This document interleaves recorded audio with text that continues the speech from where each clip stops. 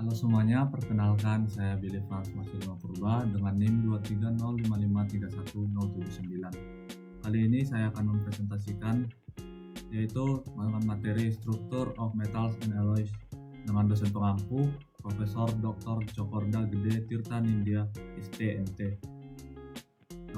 Saya dari Prodi Teknik Mesin Fakultas Teknik Universitas Udayana.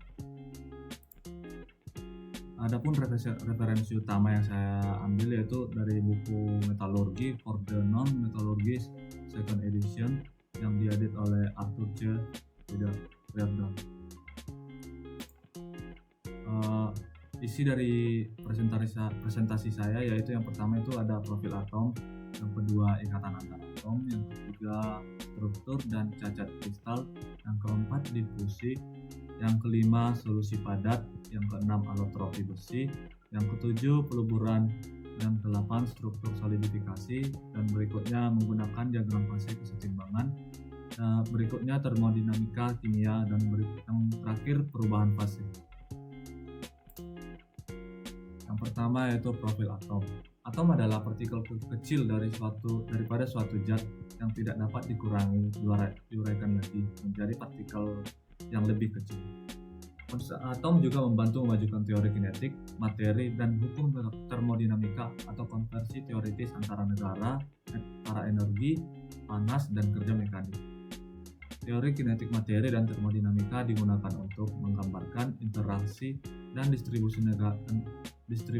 energi antara banyak atom dalam suatu zat. Misalnya, dalam teori kinetik, gas perilaku gas ideal dalam wadah bervolume V pada tekanan P dijelaskan dengan PV sama dengan nRT, di mana N adalah jumlah atom dinyatakan dalam satuan mol dalam wadah, R adalah konstanta gas ideal universal, dan T adalah suhu. Di sebelah kanan ini adalah gambar elektron model Bohr, di mana pada tahun 1913 Niels Bohr mengungkapkan bahwa atom memiliki inti atom dan muatannya, di mana elektron mengelilingi inti atom pada orbitnya yang disebut sebagai kulit atom, di mana pada bagian terluar atom itu menurut Bohr itu adalah elektron, dan pada bagian inti terdapat proton dan neutron. Ikatan antar atom. Dalam padatan, pada prinsipnya ada dua kelas umum ikatan atom. Yang pertama yaitu ikatan primer, yang kedua ikatan sekunder. Ikatan primer lebih kuat daripada ikatan sekunder, dan contohnya termasuk ikatan ionik, kovalen, dan logam. Ikatan sekunder relatif lemah dibandingkan dengan obligasi primer dan hanya dominan jika salah satu obligasi primernya tidak ada. Contohnya ikatan sekunder termasuk ikatan van der Waals dan ikatan hidrogen. Ikatan logam atau metallic bonding. Ikatan logam terjadi ketika masing-masing atom logam menyumbangkan elektron valensinya pada pembentukan awan elektron yang mengelilingi muatan positif ion logam, seperti gambar ini, di mana muatan positif ion logam itu dikelilingi oleh awan-awan elektron. Yang kedua yaitu ikatan ionik atau ionic bonding. Ikatan ionik merupakan hasil tarikan listrik antara ion positif dan negatif yang ditempatkan secara bergantian dalam ikatan ionik. Elektron digunakan bersama oleh ion elektropositif atau kation dan ion elektronegatif atau anion. Ion elektropositif melepaskan elektron valensinya, sedangkan ion elektronegatif menangkapnya untuk menghasilkan ion yang memiliki orbital atau suborbital elektron penuh. Akibatnya tidak ada elektron bebas yang tersedia. Ikatan kovalen atau kovalen bonding. Ikatan kovalen juga terbentuk antara unsur elektropositif dan unsur elektronegatif. Namun pemisahan pada tabel periodik tidak cukup besar untuk menghasilkan transfer elektron seperti pada ikatan ionik. Ikatan sekunder atau secondary bonding. Ikatan sekunder atau van der Waals, ikatannya lemah dibandingkan dengan ikatan logam ionik dan kovalen Maria. Menjalin kedekatan energi biasanya berada pada urutan hanya 10 kJ per mol. Meskipun ikatan sekunder ada di antara hampir semua atom atau molekul. Kehadirannya biasanya dikaburkan jika ada 3 jenis ikatan utama. Struktur dan cacat kristal. Nah, saya di sini mengambil gambarnya mirip seperti sebuah balok. Isi luar dan sistem kristal. Sistem kristal dibagi menjadi 7, ada triklinik, monoklinik, ortorombik, tetragonal, heksagonal, rhombohedral, dan kubik. Nah, dimana kita dapat dari gambar ini sistem kristal itu yang pertama itu triklinik. Panjang tepi dari triklinik itu A tidak sama dengan B dan tidak sama dengan C, dimana sudut interaksialnya alfa tidak sama dengan beta, tidak sama dengan lambda, tidak sama dengan 90 derajat. Yang kedua, monoklinik, sistem kristal monoklinik. Panjang tepinya A tidak sama dengan B dan tidak sama dengan C, di mana sudut interaksialnya yaitu alfa sama dengan lambda sama dengan 90 derajat, sedangkan betanya tidak sama dengan 90 derajat. Yang ketiga, sistem kristal ortorhombik.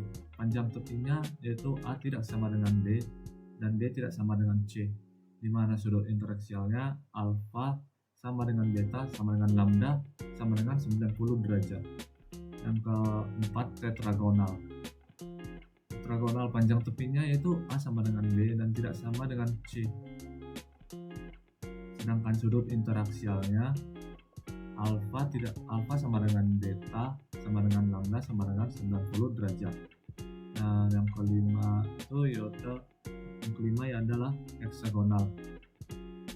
Panjang tepi dari heksagonal itu A-nya tidak sama dengan B, A-nya sama dengan B, B tidak sama dengan C, di mana sudut interaksialnya alfa sama dengan beta sama dengan 90 derajat, sedangkan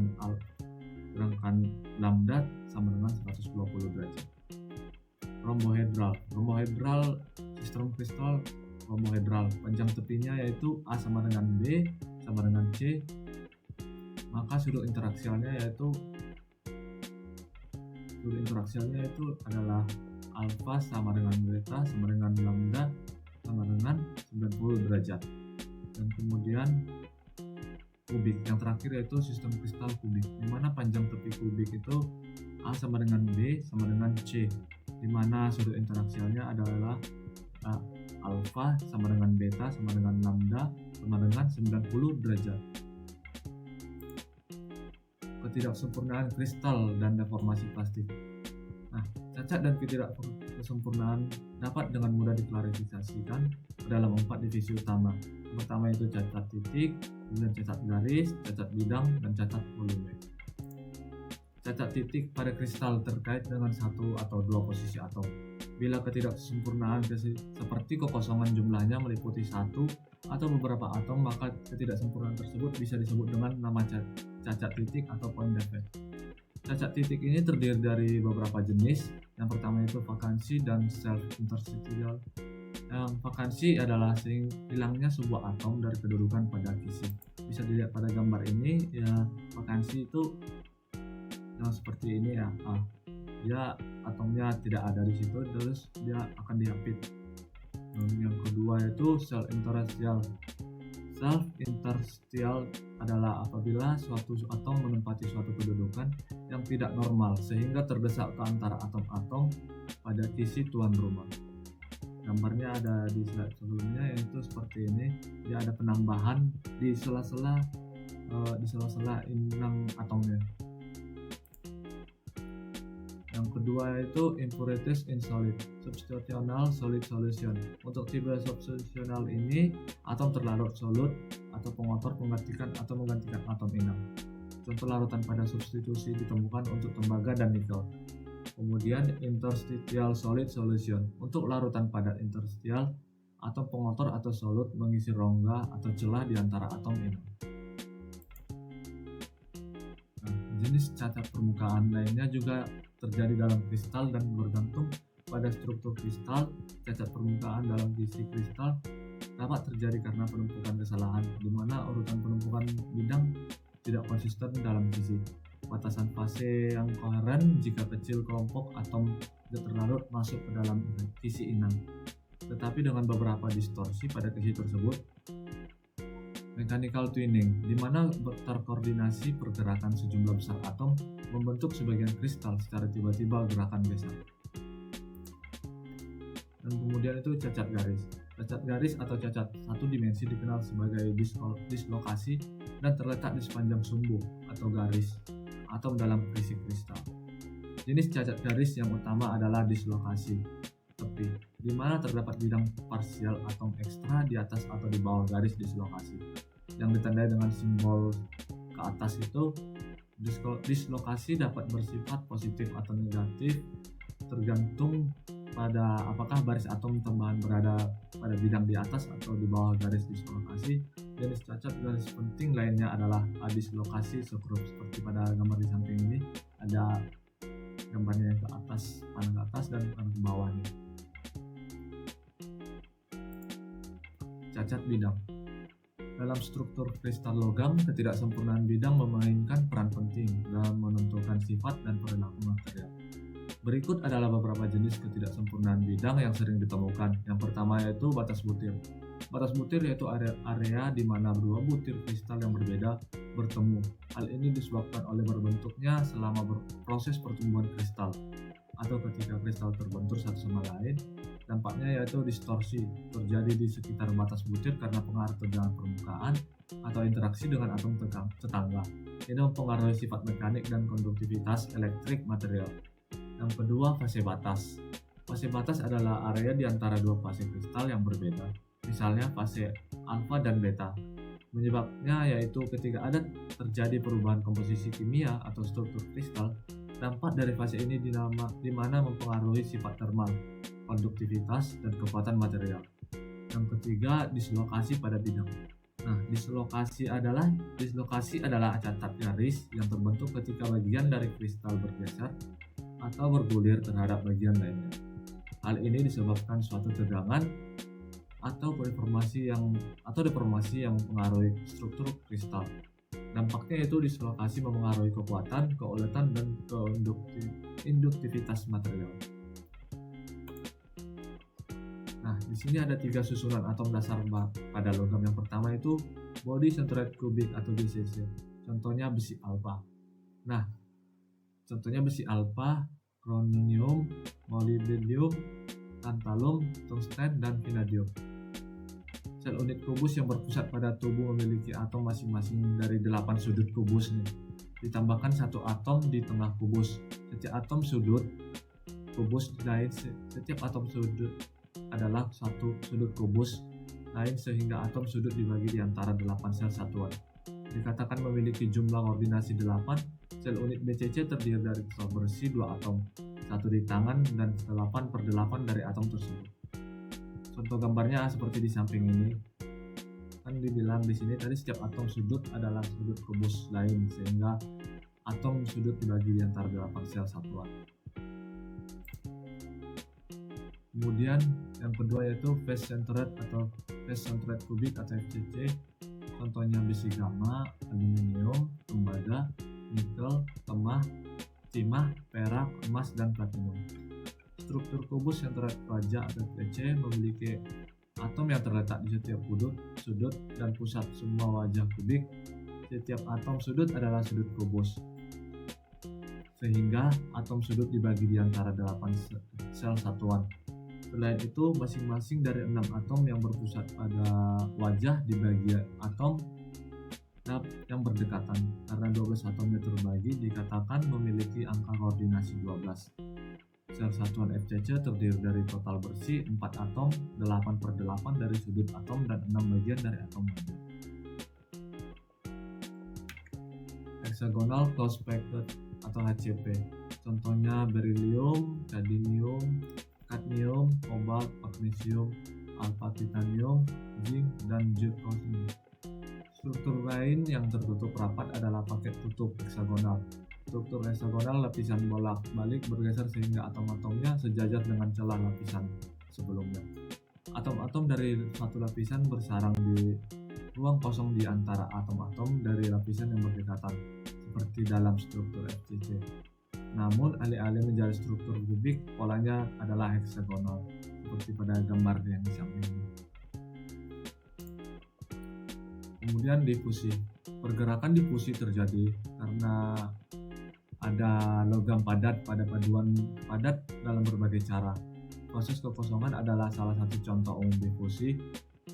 Situs terbuka atau kosong dalam kisi adalah jenis yang umum catat. Kristal dan atom yang dapat berpindah ke situs kisi yang kosong. Hal ini dapat terjadi jika sebuah atom yang berosilasi atau duduk pada situs kisi biasa memiliki energi panas yang cukup untuk melempati celah tersebut ke situs kosong di dekatnya. Seperti pada gambar, di sini ada atomnya kosong dan di sini dia ada yang menyelinap atau terselip di atom inangnya. Perlakuan panas dan difusi. Salah satu konsep utamanya adalah bahwa difusi adalah proses yang diaktifkan secara termal, yaitu difusi atom padatan menjadi lebih jelas ketika padatan tersebut dipanaskan. Hal ini dapat dipahami secara umum dengan pengakuan bahwa suhu suatu zat adalah ukuran energi kinetik rata-rata atom atau molekul dalam zat tersebut. Ketika suhu meningkat, getaran energi atom menjadi lebih jelas, yang meningkatkan kemungkinan atom berpindah ke lokasi kisi lain dalam bahan padat. Perlakuan panas meningkatkan laju difusi atom yang dapat bermanfaat dalam penataan ulang atau distribusi atom dalam logam ataupun paduan. Solusi pengobatan Dr. Wilm adalah contoh dari jenis proses ini. Sebaliknya, difusi atom juga dapat menimbulkan perubahan yang berakibat merugikan. Misalnya, proses difusi memainkan peran penting dalam oksidasi logam. Kemudian, larutan padat. Ada dua tipe dasar paduan larutan padat. Yang pertama itu larutan padat substitusional, di mana atom zat terlarut berukuran hampir sama dengan atom pelarutnya. Seperti gambar ini, di mana yang berwarna hitam ini solid atomnya itu sama besarnya dengan atom-atom lainnya. Dan kemudian nomor 2, larutan padat interstisial, di mana atom zat terlarut jauh lebih kecil dibandingkan atom pelarut, seperti pada gambar ini. Solusi padat substitusional. Solusi padat substitusional melibatkan penggantian langsung atom pelarut oleh atom terlarut. Perbandingan ukuran atom zat terlarut dan pelarut penting dalam larutan padat substitusi. Secara umum ada 4 faktor dasar yang mempengaruhi kemungkinan dua logam membentuk larutan padat substitusi, yaitu yang pertama faktor ukuran relatif, yang kedua faktor infinitas kimia, yang ketiga faktor valensi, dan yang keempat itu faktor jenis kisi. Solusi padat interstisial. Nah, larutan padat interstisial ini merupakan istilah yang mengacu pada larutan padat yang terbentuk ketika atom terlarut masuk ke dalam lubang di antara atom pelarut kisi. Di sana, atom terlarut cukup kecil untuk masuk ke dalam lubang tersebut. Kami menyebut lubang ini interstisial. Proses ini melemahkan ikatan antara atom pelarut. Dengan demikian, kisi berubah bentuk. Agar hal ini terjadi, ukuran atom-atom terlarut harus kurang dari 40% ukuran atom pelarut masuk ke dalam kisi interstisial. Nah, kemudian alotropi besi. Alotropi besi merupakan suatu keadaan di mana adanya transformasi dari suatu bentuk susunan atom satuan ke bentuk susunan atom lain. Sifat alotropi dari besi yang menyebabkan variasi struktur mikro pada berbagai jenis baja. Panas memacu pergerakan atom melalui difusi, dan pemanasan baja atau baja dapat menyebabkan atom besi menyusun ulang dirinya menjadi berbagai jenis kisi kristal. Pergeseran atom ke dalam struktur kristal yang berbeda disebut sebagai alotropik berubah, dan besi merupakan unsur alotropik yang mengubah struktur pada beberapa suhu yang dikenal sebagai suhu transformasi. Nah, perubahan fase ini yang dapat terjadi dengan lambat atau disebut transformasi kesetimbangan dengan waktu yang diberi cukup untuk memungkinkan terjadinya transformasi lengkap. Untuk setiap perubahan fase, perubahan yang lambat dalam kondisi mendekati kesetimbangan juga bersifat reversible. Perubahan yang sama dapat terjadi dalam urutan terbalik artinya ketika besi atau baja dipanaskan secara perlahan dari suhu kamar, besi alfa mula-mula menjadi besi alfa non-magnetik dan kemudian menjadi besi gamma pada pemanasan lebih lanjut Semua transformasi kesetimbangan didasarkan pada pergerakan atom melalui difusi yang terjadi melalui agitasi termal atom atau molekul.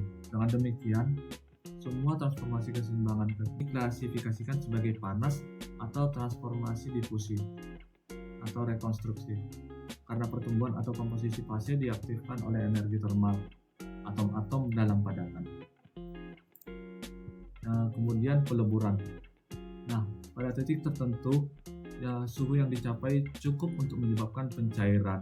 Dalam cairan, jarak atom-atomnya lebih jauh dibandingkan pada padatan yang bersangkutan. Misalnya seperti kepadatan dari baja karbon biasa yang dipanaskan hingga menjadi cair kira-kira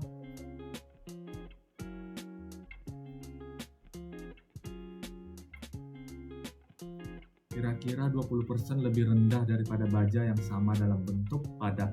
Fase cair tidak memiliki urutan padatan yang jauh, tetapi interaksi yang masih kuat terjadi antara atom-atom tetangga dalam cairan seperti gas. Nah, logam murni meleleh pada suhu unik yang disebut lebur. Logam dengan ikatan antar atom yang lemah meleleh pada suhu yang rendah.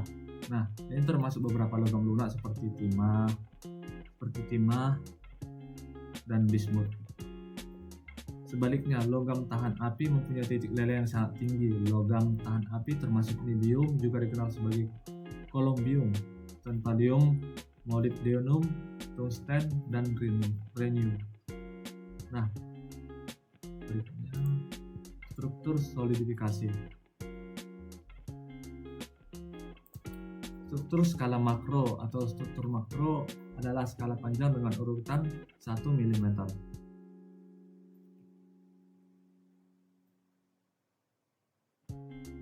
Dengan urutan 1 mm sampai 1 mm.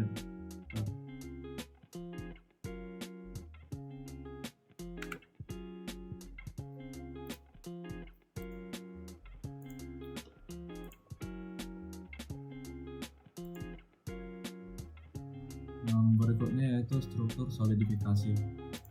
Yang pertama yaitu struktur skala makro, yaitu skala panjang dengan ukuran 1 mm makro sampai 1 makro. Elemen skala makro termasuk rongga penyusutan, di mana yang termasuk penyusutan itu retakan, kekasaran permukaan, dan dimensi pengecoran. Butir kolumnar yang tumbuh ke dalam adalah contoh khas struktur makro pemadatan. Yang kedua yaitu struktur skala meso, yaitu skala panjang di urutan 10⁻⁴. Hal ini memungkinkan deskripsi fitur mikrostruktur pada tingkat butir tanpa menyelesaikan seluk-beluk struktur butir. Antar muka padat atau cair selama pemadatan tidak tajam pada skala panjang ini. Namun, 3 zona atau tahapan utama dari proses pemadatan dapat diamati pada skala ini: zona cair, zona lembek, dan padatan. Sifat mekanik dipengaruhi oleh struktur pemadatan pada tingkat skala meso yang dijelaskan oleh fitur-fitur seperti ukuran dan jenis butir atau kolom atau sama sumbu, jenis dan konsentrasi. Kemudian yang ketiga yaitu struktur skala mikro. Ada di urutan 10⁻⁶ sampai 10⁻⁵. Syarat struktur mikro adalah istilah klasik yang digunakan dalam metalografi untuk menggambarkan fitur yang diamati di bawah mikroskop. Skala mikro menggambarkan morfologi kompleks butiran pemadatan. Dalam pengecoran suara, sifat mekanik bergantung pada struktur pemadatan pada tingkat skala mikro. Untuk mengevaluasi pengaruh pemadatan pada sifat-sifat coran, perlu diketahui morfologi butiran atau gas, yaitu ukuran, jenis, dan bentuk kolom atau yang sumbu yang sama, dan skala panjang struktur mikro seperti jarak, lengan, dan grup. Dan kemudian itu struktur skala nano atau skala atom, berada di urutan 10⁻⁶ atau nanometer, dan dijelaskan morfologi atom, antarmuka, padat, cair. Pada skala ini, nukleasi dan kinetika pertumbuhan solidifikasi dibahas dalam kaitannya dengan perpindahan atom individu dari cair ke padat. Fitur seperti dislokasi dan atom individu diamati dengan bantuan mikroskop elektron. Nah, yang kemudian yaitu menggunakan diagram fase keseimbangan. Aturan fase Gibbs atau Gibbs menggunakan istilah itu untuk setiap wilayah homogen suatu sistem. Untuk dia memperluas konsep tersebut untuk menggambarkan termodinamika termodinamika padatan heterogen. Salah satu hasil penting dengan konsep kunci diagram fase adalah aturan fase Gibbs yang menghubungkan jumlah komponen dalam suatu sistem dengan keadaan fisik sistem. Jumlah fase stabil atau P dalam suatu sistem dicantumkan oleh aturan P sama dengan C dikurang F ditambah 2, di mana F adalah jumlah variabel bebas disebut derajat kebebasan dan C adalah sistem jumlah komponen atau elemen paduan dalam sistem. Nah, pada gambar ini ada 2 derajat kebebasan diperbolehkan sehingga suhu dan konsentrasi timah keduanya dapat divariasikan secara independen di wilayah di mana terdapat 2 fase yang hidup berdampingan. Hanya akan ada 1 derajat kebebasan, artinya jika suhu divariasikan secara independen maka komposisinya harus tetap, atau jika komposisinya bervariasi maka suhu akan tetap di daerah 2 fase manapun. Yang kedua kemudian yaitu termodinamika kimia. Entalpi dan kapasitas panas. Entalpi atau kandungan panas mewakili jumlah energi dalam suatu sistem yang mampu melakukan kerja mekanis, dan karena kandungan panas total sistem terisolasi sebanding dengan jumlah material yang ada. Entalpi biasanya ditabulasikan sebagai energi persatuan massa, disebut entalpi spesifik. Nah, termodinamika kimia. Entalpi dan kapasitas panas mengatur keadaan termal suatu sistem dan panas yang dihasilkan atau diserap oleh reaksi kimia. Variabel-variabel ini sangat penting untuk menetapkan kebutuhan energi untuk proses kimia, untuk menentukan laju pemadatan, dan untuk proses melakukan pemanasan. Kemudian ada kesetimbangan kimia dan energi bebas Gibbs. Kesetimbangan kimia adalah keadaan di mana komponen-komponen kimia suatu sistem tidak mempunyai kecenderungan untuk berubah dalam sistem mekanik, atau kesetimbangan dipahami sebagai kondisi di mana energi potensial berada pada titik minimum. Terakhir yaitu perubahan fase, di mana pembentukan fase pada paduan dipengaruhi oleh suhu dan konsentrasi paduan. Beberapa paduan merupakan larutan padat sederhana, yaitu isomorf pada rentan konsentrasi paduan yang lengkap.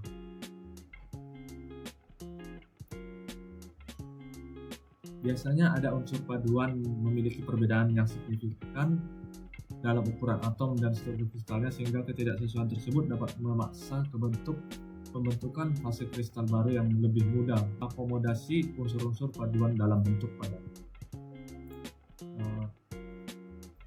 Paduan eutektik dan solidifikasi. Kebanyakan sistem paduan tidak memiliki diagram fase sederhana seperti memiliki yang sepenuhnya isomorf. Misalnya, sistem eutektik terbentuk ketika penambahan paduan penyebabnya menyebabkan penurunan garis likuidus dari kedua titik lele dua unsur murni.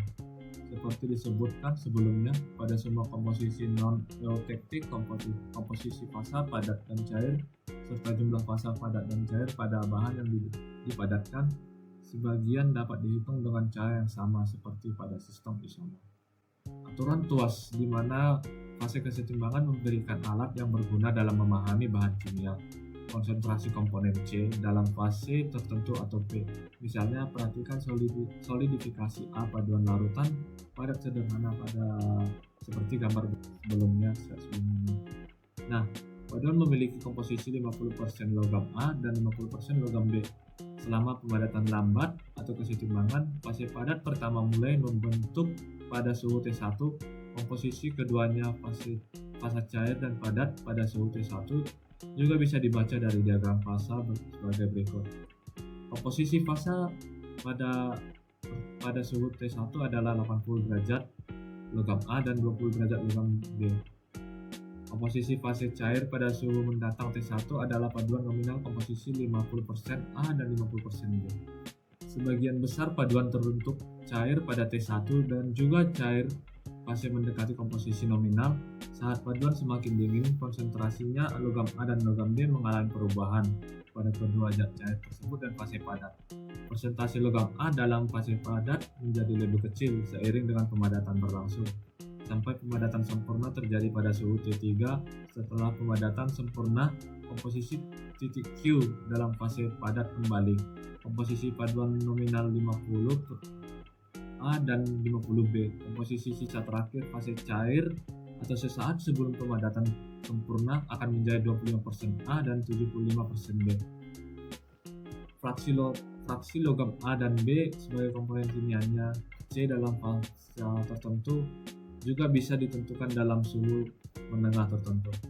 Dengan aturan tuas pada suhu antara T2 pada gambar tersebut, pada gambar ini di komposisi fase padat ditentukan oleh titik R, sedangkan komposisi fase cair ditentukan dengan titik T. Fraksi berat zat pada fase ditentukan oleh rasio panjang garis ST atau RT, dan fraksi berat cairan fase ditentukan oleh rasio panjang garis RS sama atau RT. Sangat mudah untuk memeriksa perhitungannya, memastikan bahwa ada lebih dari 50% cairan ketika suhu mendekati titik liquidus. Dengan demikian, aturan tuas memungkinkan menghitungkan yang mudah komposisi teoritis dengan jumlah konstituen fase, di mana dalam hal ini cair dan padat untuk suhu tertentu antara awal pemadatan titik X dan penyelesaian solidifikasi titik Y. Sekian presentasi dari saya, terima kasih. Apabila ada yang salah mohon dimaklumi.